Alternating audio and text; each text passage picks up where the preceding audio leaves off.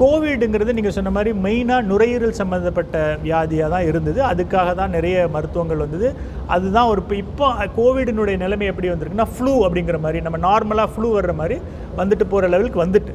But இருந்தாலும் சில பேஷண்ட்ஸுக்கு 100 பேஷண்ட்ஸுக்கு Covid வருது அப்படின்னா 1-2% பேஷண்ட்ஸ்க்கு வந்து இரத்த குழாய்களில் கிளாட் ஃபார்மேஷன், த்ரோம்பஸ் ஃபார்மேஷன் வர்றது அதிசக்தி அதிகமாக இருக்குது.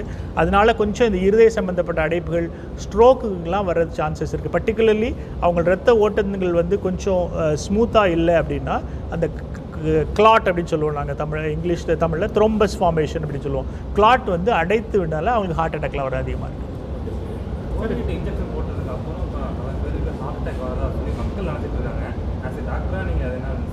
அது வந்து நிறைய அதை பற்றி டிஸ்கஷன் போச்சு. ஆனால் கடைசியில் ஐசிஎம்ஆர்னு சொல்லக்கூடிய இந்தியன் கவுன்சில் ஆஃப் மெடிக்கல் ரிசர்ச்லேருந்து ஒரு பேப்பர் பப்ளிஷ் பண்ணாங்க 2 வருட ஆய்வுகளுக்கு பிறகு.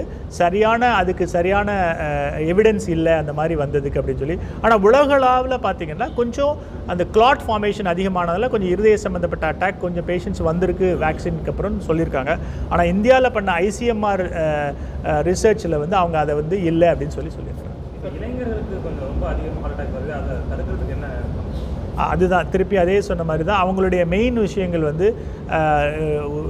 செடென்ட்ரி லைஃப் ஸ்டைல், அதாவது ஒரே இடத்துல இருந்து வேலை பார்க்குற விஷயங்கள், சாப்பாடு முறைகள், உணவு பழக்கங்கள் மாறி போயிருக்கிறது, நிறைய ஜங்க் ஃபுட் சாப்பிட்றாங்க, அண்ட் நிறைய stress, TV, mobile, social media அதை பார்த்து ஸ்ட்ரெஸ் ஃபார்ம் ஆகுது.